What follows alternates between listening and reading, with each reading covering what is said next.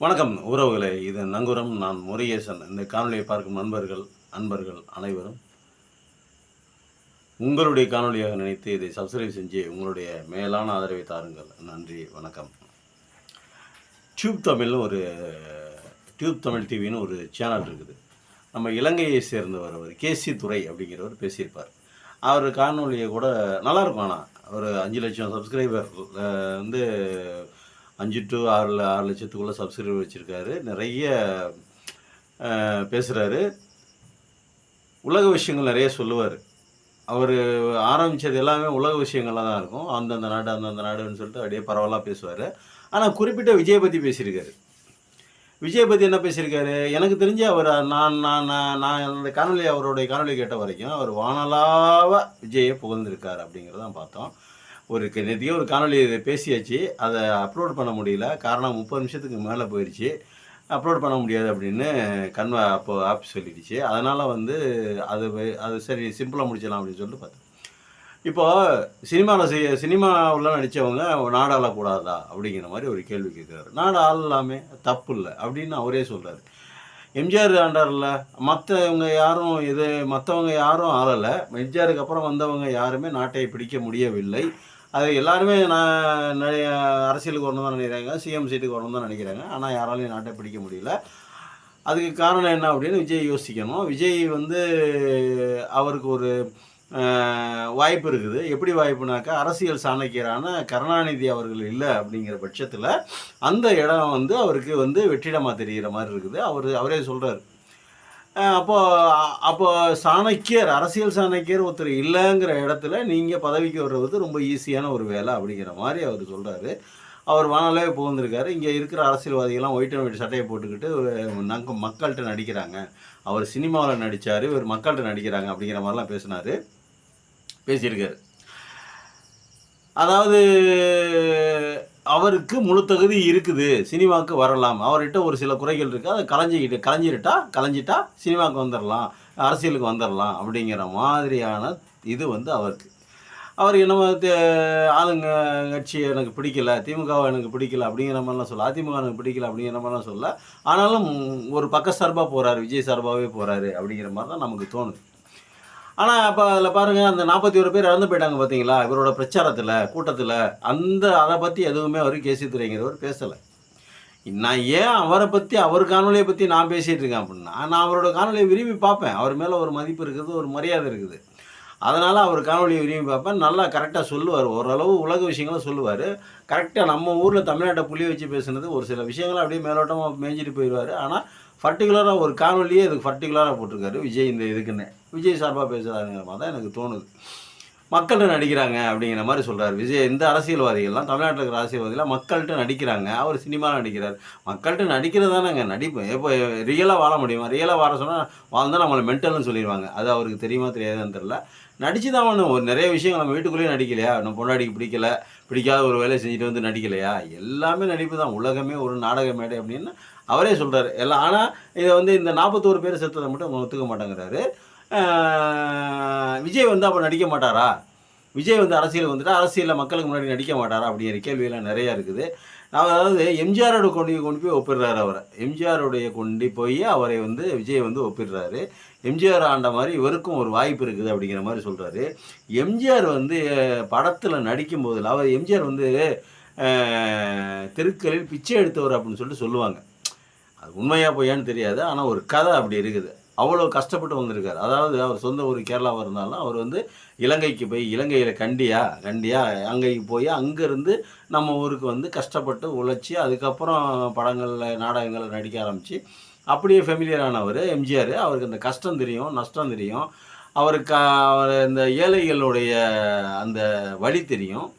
அதனால் அவர் கொடை வள்ளலாக போற்றப்பட்டார். சினிமாக்களில் வர பாடல்களை பூராவுமே நிறைய பாடல்கள் ஒரு தத்துவ ரீதியான பாடல்களாகவும், அண்ணாவுடைய கொள்கையிலே பெரியாரிசத்தை ஏற்றுக்கொண்ட, அண்ணாயிசத்தை ஏற்றுக்கொண்ட கொள்கைகளாகவும் அந்த பாடல்களாகவும் இருக்கும். அதே சமயத்தில் முற்போக்கு சிந்தனை உள்ளதாகவும் இருக்கும். அதே சமயத்தில் பார்த்திங்கனாக்கா மனிதனை தட்டி எழுப்ப தூங்காதே தம்பி தூங்காதே, படைதினம் தூங்கியவன் வெற்றி இழந்தான், கல்வியில் தூங்கியவன் கல்வி இழந்தான், அந்த மாதிரி பொறுப்புள்ள மனிதர்களின் தூக்கத்தினால் பல பல பெரிய பெரிய பெரிய பெரிய வேலைகள்லாம் கெட்டு போச்சு அப்படிங்கிற மாதிரி பேசியிருப்பார். உன்னை அறிந்தால் நீ உன்னை அறிந்தால் உலகத்தில் போராடலாம் அப்படிங்கிற மாதிரி பேசியிருப்பார். மாபெரும் சபைகள் நீ நடந்தால் உனக்கு மாலைகள் விழ வேண்டும் அப்படின்பாரு. அது அவருக்கு உண்மையாகவே விழுந்துச்சு, அது வேறு விஷயம். ஆனால் அவர் சொன்னது மக்களுக்காக, மக்களும் அந்த மாதிரி இருக்கணும் அப்படிங்கிறது தான் அவர் சொன்னார். அதாவது அதாவது எம்ஜிஆரை பொறுத்த வரைக்கும் என்ன இன்னும் நிறையா இருக்குது. நெஞ்சம் உண்டு நேர்மை உண்டு ஓடு ராஜா அப்படிங்கிற மாதிரி ஒரு பாட்டு, வேப்ப மரம் உச்சியில் நின்று பெய்யொன்னு ஆடுதுன்னு சொல்லிட்டு, அது நாடோடி மன்னன் நினைக்கிறேன் அந்த பாட்டு. அவர் வந்து இது பட்டுக்கோட்டை கல்யாண சுந்தரம் அவர்கள் இயற்றிய பாட்டுன்னு நினைக்கிறேன். பட்டுக்கோட்டை கல்யாண சுந்தரம் இயற்றிய பாட்டுகள் அத்தனையும் தத்துவ முத்துக்கள், வாழ்க்கைக்கு தேவையான திருக்குறள் மாதிரி. திருக்குறள் எப்படி எக்காலத்திலும் தேவைப்படும், அந்த மாதிரி பட்டுக்கோட்டை கல்யாண சுந்தரங்கிறவருடைய பாடல்கள் வந்து எக்காலத்திலும் தேவைப்படக்கூடிய ஒரு பாடல். அதாவது முற்போக்கு சிந்தனை உள்ள கவித்துவமான பாடலாக இருக்கும். இந்த மாதிரி நிறைய விஷயங்கள் வந்து நல்லது சொல்லியிருப்பார். குடிக்கக்கூடாதுன்னு சொல்லியிருப்பார். தம் அடித்து பார்த்துருக்கீங்களா நீங்கள்? எம்ஜிஆரை பார்த்ததில்ல. குடிக்கக்கூடாது, குடிச்சிங்கனாக்கா உடல்நலது வருது, நீ தான் ஒரு மிருகம் அப்படிங்கிற மாதிரி ஒரு பாட்டு பாடியிருப்பார். நிறைய விஷயங்கள் எம்ஜிஆர் வந்து நல்ல விஷயங்களாக பண்ணியிருக்காரு. நிறைய நல்லதும் பண்ணார். அவர் மேலே நமக்கு கருத்து முறை நிறையா இருக்குது, அது வேறு விஷயம். இப்போ திமுக காரங்களாகட்டும், எந்த ஊருக்காரங்களாக இருந்தாலும் சரி, எந்த கட்சிக்காரங்களாக இருந்தாலும் சரி, எம்ஜிஆரை ரசித்தாங்க, எம்ஜிஆரை பார்த்தாங்க, எம்ஜிஆரோட பாடல்களை விரும்பினாங்க, படத்தை விரும்பினாங்க, அவருடைய ஸ்டைலை விரும்பினாங்க. காஞ்சி தலைவனோட படம் பார்த்தீங்களா, அற்புதமான ஒரு படம், அவ்வளோ அழகாக இருப்பார். மகாதேவி அப்படிங்கிற ஒரு படம் பார்த்துருக்கீங்களா, அற்புதமான ஒரு படம், அவ்வளோ அழகாக இருப்பார். அந்த படங்கள்லாம் அவருக்கு எம்ஜிஆர் கொள்ளை அழகு. இந்த மாதிரி அழகும் சரி, நடிப்பும் சரி, அவரோட குணமும் சரி, அவருடைய இதுவும் சரி, அரசியல் வந்து என்னெல்லாம் செஞ்சார் அப்படின்னா, கலைஞர் அளவுக்கு அவர் ஒன்றும் செய்யலை அப்படிங்கிற மாதிரி தான் நம்ம பார்க்குறோம். அதில் நிறைய உதாரணங்கள் இருக்குது. கலைஞர் செஞ்ச அளவுக்கு எம்ஜிஆர் ஒன்றும் செய்யலை அப்படின்னு. ஆனால் கொடை வள்ளல், மக்களிடம் நல்ல பேர் எடுத்துட்டார், நல்ல விஷயங்களை பண்ணார், நிறைய பேர்த்துக்கு அள்ளி வாரி வழங்கினார். அதெல்லாம் மாற்று கருத்து இல்லை. அதில் ஏதாவது ஒரு கால் பங்கு இவர் செஞ்சுருக்காரா? கொடை வள்ளல் எம்ஜிஆர் ரைட்டு. விஜய் கூட இப்போ கேசித்துறை வந்து ஒப்பிடுகிறாரு. அப்போ விஜய் வந்து எந்த அளவுக்கு பண்ணிருக்கிறார்? அகரம்னு ஒரு ஃபவுண்டேஷன், அகரம் ஃபவுண்டேஷன் சொல்லிட்டு நடிகர் சிவகுமார் ஐயாவோட பிள்ளைங்க சூர்யா. உலகறிந்த நடிகர்கள் தான் அவங்க 2 பேரும், 3 பேருமே அந்த வீட்டில் உலகறிந்த நடிகர்கள் தான். அவரோட தம்பி சூர்யா அகரம் ஃபவுண்டேஷன் சொல்லிட்டு வச்சு கிட்டத்தட்ட 60 டாக்டர்களை இது வரைக்கும் உருவாக்கியிருக்கார். 60 டாக்டர்களை, அதுவும் யாரை? பணக்காரங்கள் இல்லை, பணம் வசதி படுத்துறவங்களை, ஏழைகளை, முடியாதவர்களை, படிக்க வாய்ப்பு இல்லாதவங்கள, அது மாதிரி 60 டாக்டர்ஸ் மட்டும் 60 டாக்டர்ஸ் உருவாகியிருக்காரு. எவ்வளோ பெரிய விஷயம் யோசிச்சு பாருங்கள். அதே மாதிரி இன்னும் இருக்கக்கூடிய இன்னும் நிறைய படிப்புகள், இன்ஜினியரிங்கு படிக்கிற, அதாவது சென்னையில் இருக்கிற நிறைய காலேஜில் கிட்டத்தட்ட ஒரு 4-5 காலேஜில் வந்து அவருக்கு 10 சீட்டு 20 சீட்டு ஒதுக்கி 5 சீட்டு 10 சீட்டு ஒதுக்கிடுவாங்களாம் சூர்யாவுக்குன்னு. அப்போ அவர் யாராவது படிக்க முடியாத வசதி இல்லாத பிள்ளைகளை கூட்டு வந்து இவர் பணம் கட்டி இவர் படிக்க வைப்பார் அப்படி தான் ஒரு போன மாதத்தில் கூட ஒரு காணொலி போட்டோம். அது மாதிரி எதாவது செஞ்சுருக்காரா? அஜித் எடுத்துக்கங்க. அஜித் வந்து அவ்வளோ சூப்பரான டைப்பு. நிறைய பேர்த்துக்கு தெரியாமையே உதவி பண்ணியிருக்காரு. விஜயகாந்தை விடவா? விஜயகாந்த் எப்படியாப்பட்ட அரசியல்வாதி, எப்படியாப்பட்ட நடிகர்? அவரை மாதிரி ஒரு நடிகரை பார்த்துட முடியுமா? அவர் சோறு மட்டும் போடுறதில்ல, அவர் வீட்டுக்கு போனால் சோறு மட்டும் போடுறதில்ல, ஒரு என்ன வேணுமோ அதை கொடுத்துன்னு போகிறான். அதே மாதிரி எம்ஜிஆரும் அதே மாதிரி தான். அவர் வீட்டுக்கு சோறு வந்து சாப்பாடு மட்டும் போடுறதில்ல. அவர் ஒருத்தர் பார்க்க வந்திருக்காருன்னா அவரை பற்றி விசாரிப்பாரான். ஏன் ஒரு மாதிரியாக இருக்கீங்க அப்படின்னு சொல்லிட்டு விசாரிப்பாரான். விசாரிச்சுட்டு இருக்கும்போதே அவர் சொல்கிறதெல்லாம் காதில் கேட்டுக்குவார். அதே மாதிரி அவரோட ஊர் என்ன பேர் என்னன்னு சொல்லிட்டு அந்த ஊர் பேர்லாம் என்னென்னு கேட்டு அந்த நேரம் அங்கே ஆளை வச்சு அங்கே விசாரிக்க சொல்லி இங்கே பேசிகிட்டு இருக்கும்போது தகவல் வந்துடும். ஆமாங்க, அவர் சொல்கிறதெல்லாம் கரெக்டு தான். அப்போ அவங்க சொல்ல தகவலும் இவர் சொல்ல தகவலும் ஒன்றா இருக்கிற பட்சத்தில் அவங்களுக்கு நிறைய பொருளுதவி கொடுத்து அவரை வந்து பத்திரமா கொண்டு அனுப்பிச்சி விடுவார் அப்படிங்கிற மாதிரிலாம் சொல்கிறாங்க. இப்போ இதில் எங்கேயாவது விஜய் ஏதாவது ஒரு படத்தில் சரி அவர் சார்ந்த துறையில் எவ்வளவு கஷ்டப்படுறா இருக்காங்க, சினிமா துறையில் அவர் எவ்வளோ கஷ்டப்படுறவங்க இருக்காங்க. அந்த அந்த யாருக்காவது ஒரு 10 பேர்த்துக்கு ஒரு 20 பேர்த்துக்கு உங்களுக்கு தெரிஞ்சு கேசி துரை அவர்களே உங்கள்கிட்ட தான் கேட்குறேன், உங்களுக்கு தெரிஞ்சு ஒரு 10 பேர்த்துக்கு 20 பேர்த்துக்கு ஏதாவது ஒரு ஹெல்ப்பு பண்ணியிருக்காரா? அவர் கஷ்டப்படுறவங்களுக்கு, அவரை சார்ந்தவர்கள் இல்லை. இப்போ என்னை சார்ந்தவங்களை நான் உதவி பண்ணுவேன், நான் போய் அடுத்தவங்களுக்கு பண்ணுறேனா இல்லையாங்கிறதான் கேள்வி. அப்போ அவரை சார்ந்தவர்களுக்கு இப்போ அதை பற்றி பேசக்கூடாது. அவர் சார்ந்தவங்களும் அவர் நிறைய ஏதோ பண்ணியிருக்கலாம், பிடிச்சிருக்கலாம், வச்சுருக்கலாம், அது ஒரு பக்கம் இருக்கட்டும். ஆனால் அதுக்கு மேலே அவரை சாராதவர்கள், ஏழைகள், கஷ்டப்படுறவங்க, வருத்தப்படுறவங்க, துக்கப்படுறவங்க, துன்பப்படுறவங்க யாருக்காவது ஒரு உதவி பண்ணியிருக்காரா? கேசி துரை அவர்களே பண்ணியிருப்பாரா? 41 பேர் எப்படி இறந்தாங்க, அது காரணம் என்னன்னு சொல்லிட்டு பேசியிருக்கீங்களா அந்த காணொலியை? எதுவுமே பேசலை. ஆனால் முதல்வராக வாய்ப்பு இருக்குது. போகிற போக்குல ஒரு தடவை விட்டு போயிடுது. முதல்வர்னா எப்படிங்க இருக்கணும்? ஒரு மாநில முதல்வர்னா எப்படி இருக்கணும் அப்படின்னா, எம்.கே. ஸ்டாலின் அவர்கள் சொன்னார் பார்த்து என்ன சொன்னாங்க? அரசியல் உணவகத்தோடு பேச விரும்பல, இதுக்கு யார் காரணம், இதை பற்றி நீங்கள் என்ன நினைக்கிறீங்கன்னு சொல்லிட்டு அன்னைக்கு நைட்டில் 11 மணிக்கு கேட்குறாங்க. பத்திரிகைகள் இல்லை, நான் அரசியல்காரன் அரசியல் உள்ளங்குதுடன் நான் பேசணும்னு விரும்பலை. நான் வந்து ஒரு தனிநபர் ஆணையம் ஒன்று தமிழ்நாடு அரசு அமைக்குது. அவங்க என்ன விசாரித்து சொல்கிறாங்களோ அதுக்கப்புறம் தான் நான் நடவடிக்கை, எந்த நடவடிக்கை தான் அதுக்கப்புறம் தான் கருத்து சொல்லப்படும் அப்படின்னு சொல்லிட்டார். இது எவ்வளோ பெரிய விஷயம். நைட்டு 11 மணிக்கு மறுநாள் காலையில் போகலாம் அப்படின்னு சொல்லிட்டு முடிவெடுத்துட்டாரு. முதல்ல நாளைக்கு காலையில் போய் பார்க்குறோம் அமைச்சர்கள்லாம் போகிறாங்க அப்படிங்கிற மாதிரி முடிவெடுத்துட்டார் அவர். அதுக்கப்புறம் பார்த்தீங்கன்னாக்கா ரெண்டாவது தடவை ஏதோ என்ன யோசிச்சாருன்னு தெரில. என்னடா இவ்வளோ பேர் இறப்பு எண்ணிக்கை அதிகமாகிட்டே இருக்குது, நம்ம போகலான்னு சொல்லிட்டு நைட்டு ஏறி 12:30 மணி 1 மணிக்கெலாம் அங்கே போய் கோயம்புத்தூரில் கரூர் போய் சேர்ந்துருக்காரு. அப்போது ஒரு முதல்வராக வரத்துக்கான தகுதியை வந்து நீங்கள் இது பண்ணணும். அதாவது எம்ஜிஆர் இப்படி கையை தூக்குனா அவருடைய ரசிகர்கள், அவருடைய தொண்டர்கள்லாம் கூட்டம் அப்படியே நிற்கும். கலைஞர் கை தூக்குனாருன்னா அப்படியே நிற்கும். பெரியார் பேசினார்னா கேட்க வேண்டியது இல்லை, சப்த நாடியும் ஒடுங்கி போய் கேட்பாங்க, அவ்வளோ சூப்பராக பேசுவார். அதே மாதிரி பேரறிஞர் அண்ணாவை பேச்சை கேட்குறதுக்கு விடிய விடிய விடிய விடிய காத்தாங்க. பல லட்சம், பல ஆயிரம், பல கோடி மக்கள். அவர் பேரறிஞர் அண்ணாதுரை செத்ததுக்கு 1.5 கோடி பேர் ஒரு இடத்துல குமிழி இருக்காங்க. அவரை பார்க்குறது, அவர் முகத்தை பார்க்குறது 1.5 கோடி பேர் கிண்ண சாதனை படைச்சிருக்காரு. அங்கெல்லாம் எதுவும் நடக்கலை, ஆனால் இங்கே மட்டும் நடக்குது. அதான் செந்தில் ஒரு காமெண்ட்டில் சொன்னார், அதெல்லாம் கட்டுக்கடங்காத கூட்டம், இது வந்து எதற்கும் கட்டுப்படாத ஒரு கூட்டம் அப்படின்னு ஒரு காணொலியில் பேசினார்.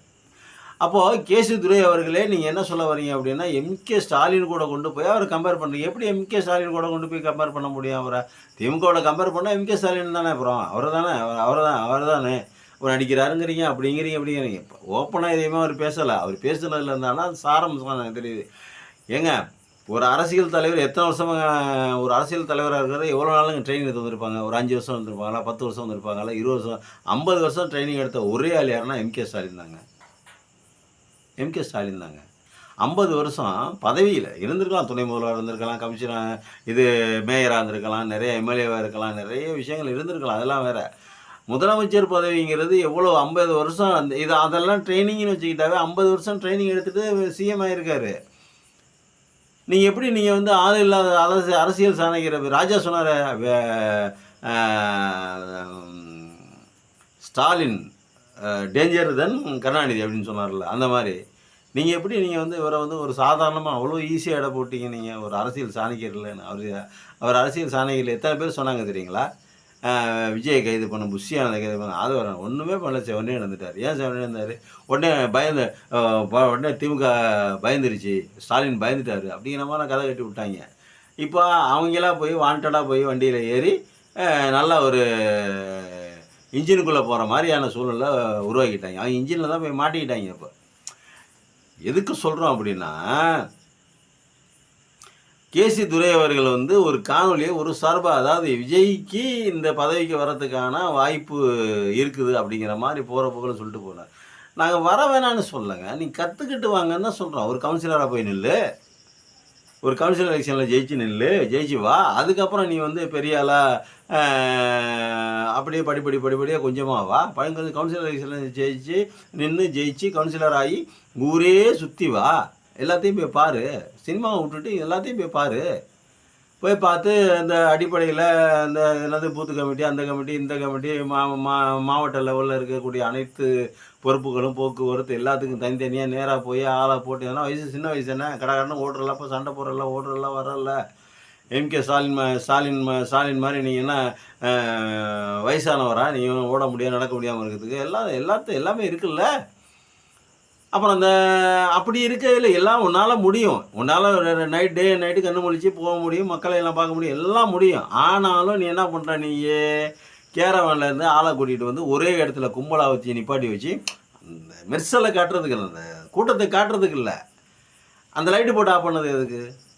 கேரவன்கள் லைட்டு போட்டு ஆஃப் பண்ணது எதுக்கு? அப்போது நம்மளை யாரும் முழுசாக பார்க்கக்கூடாது, இங்கே தனியாக எல்லாரும் வந்து அந்த இடத்துல பார்க்கணும். அப்போ எல்லாரும் வந்து சாகணும். அப்போ சாகுறதுக்கான எல்லா விதமான மோட்டிவேஷன் இவங்களே ஏற்படுத்தி கொடுத்துருக்காங்க அப்படின்னு தானே அர்த்தம்.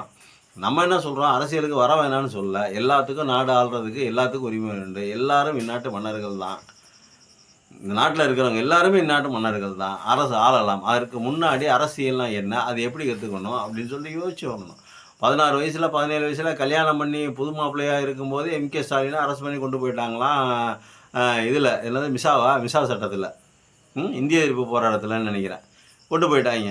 அவன் அவள் எவ்வளோ சித்திரவதைப்பட்டிருப்பார், எவ்வளோ கஷ்டப்பட்டிருப்பார், எவ்வளோ புது கல்யாணம் பண்ணி. இதெல்லாம் வந்து யோசிக்கவே மாட்டீங்களா? யோசிக்கவே மாட்டாமல் அப்படியே தடவி அப்படியே கொண்டாந்து உட்கார வச்சிடணும் விஜயை. மேலே கொண்டாந்து உட்கார வச்சிடணும். இதுக்கு இவ்வளோ சப்போர்ட்டு, இத்தனை மீடியாக்கள், இவ்வளவு பேர், இதுக்கு பிஜேபி வேறு, அதிமுக வேறு போட்டி அவரை கூப்பிட்றதுக்கு. அப்படி என்னையா போட்டி? ஒரு காணொலி தான் நான் எடப்பாடி பழனிசாமியோ ஒரு காணொலி போட்டேன். ஒரு ஒரு இப்போ அரசியல் கிட்டத்தட்ட 40 வருஷத்துக்கு மேலான ஒரு அதிமுக கட்சி 1971 ஆரம்பித்து 77 ஆட்சி பிடிச்சார். எம்ஜிஆர் 1971 ஆரம்பித்து 77 தான் ஆட்சி பிடிக்கிறாரு. ஆனால் விஜய்க்கு வந்து உடனே போயிடணும். இப்போ எதுக்கு சொல்ல, இப்போ அதிமுக பற்றி தான் நம்ம பேச வந்தோம். ஒரு அரசியல் 40 வருஷ பாரம்பரியமிக்க ஒரு கட்சி, எம்ஜிஆருடைய கட்சி, ஜெயலலிதாவினுடைய கட்சி, எம்ஜிஆருடைய சின்னம், இவ்வளவையும் வச்சுக்கிட்டு முந்தா நாள் பெஞ்ச மலையில் நேற்றுக்கு முடிச்ச காலாண்ட போய் பிச்சை எடுத்துக்கிட்டு இருக்கீங்க அப்படிங்கிற மாதிரி நான் எடப்பாடிக்கு ஒரு காணொலி போட்டிருந்தேன். அதே தான் இப்போயும் சொல்கிறேன். கேசித்துறைக்கு அதான் சொல்ல வரேன். அவரை முதல்ல பக்குவப்படுத்துங்க. நீங்களே கூட வாத்தியாராக இருந்து கூட அவரை பக்குவப்படுத்துங்க. ஒன்றும் பிரச்சனை இல்லை. ஸ்டாலினுக்கு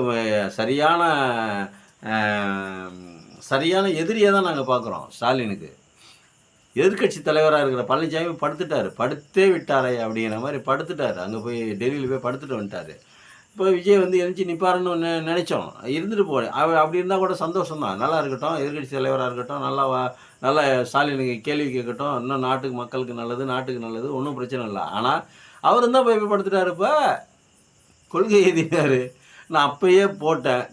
அதாவது என்ன, அந்த கொடியை அறிமுகப்படுத்தும் போது சொன்னேன், என்ன கொடி பூரா காவி வாடை அடிக்குது அப்படிங்கிற மாதிரி ஒரு காணொலி போட்டிருந்தேன். என்னோடய காணொலிகள் இன்னும் இருக்குது. என்னடா கொடி காவி வாடை அடிக்கிற மாதிரி இருக்குது, ஓவர் அடிக்குது, கலரே இருக்கிற மாதிரி இருக்குது அப்படிங்கிற மாதிரி நான் காணொலி போட்டேன். இப்போ நான் கொள்கை எதிரியா அப்படின்னாரு. கொள்கை எதிரியா கூட்டு சதியா அப்படின்னு சொல்லிவிட்டு நான் இன்னொரு காணொலி, அதுக்கு தனியாக ஒரு காணொலி போட்டேன். அதுக்கப்புறம் கொள்கை எதிரின்னு சொன்னதுக்கப்புறம் இப்போ அரசியல் எதிரி அப்படின்னாரு. கொள்கை எதிரி அப்படின்னாரு. கொள்கை எதிரினா என்ன கொள்கை? உங்களுக்கு என்ன? பிஜேபிக்கு ஒரு கொள்கை இருக்குது. என்ன கொள்கை இருக்குது? அது வந்து எல்லாத்தையும் முடமாக்கிறோம், பிரிவினைவாதத்தை தூண்டும். இதுதான் அவங்களோட கொள்கை. ஏற்றத்தாழ்வை அதிகரிக்கும். இதான் எல்லாத்தையும் முடமாக்கணும், பிரிவினைவாதத்தை தூண்டணும், ஏற்றத்தாழ்வை அதிகரிக்கணும், சாதிகளாக பிரித்து அனைவரும் இன்னும் 2000 இப்போ 1887க்கு போகணும். அதுதான் அவர் நினைக்கிறார். அவங்க அதோட அஜெண்டா. இப்போ நீங்கள் என்ன நினைக்கிறீங்க? ஸ்டாலினை தாண்டி, திமுகவை தாண்டி, திமுக செய்யாததை ஸ்டாலின் சிந்திக்காததை தாண்டி நீங்கள் என்ன செய்ய போகிறீங்க மக்களுக்கு? தமிழ்நாடு ஏற்கனவே ஆல்ரெடி வளர்ந்த மாநிலமாக தான் இருக்குது. எல்லா விதத்துலையும் சிறப்பாக இருக்குது. அதுவும் இவர் வந்து தொழில் அது இதுன்னு சொல்லிட்டு அதில் உண்மை இருக்கலாம், பொய் இருக்கலாம், எல்லாமே இருக்கலாங்க. அது வேறு விஷயங்க. அதெல்லாம் வேறு விஷயங்க. அதையும் தாண்டி மக்களுக்கு சிந்திக்கிறாங்களா? அதை தான் பார்க்குறோம் நம்ம. ஓரளவுக்கு அது சிந்திக்கிறாங்கல்ல, அது கூட சிந்திக்கிறது இல்லையே. அப்போது நீங்கள் என்ன சொல்ல வரீங்க? நீங்கள் வந்து இப்போ என்ன பண்ணும், மக்கள்லாம் வந்து அப்படியே நேராக கொண்டு வந்து கொத்தா அல்வா மாதிரி அப்படியே அவரை விஜய கையால் அப்படியே உள்ளங்கையை தூக்கி கொண்டு வந்து சிஎம் சீட்டில் உட்கார வச்சிடணும். அப்படி தானே? எல்லாத்துக்கும் அப்படி தான் நினைக்கிறீங்க.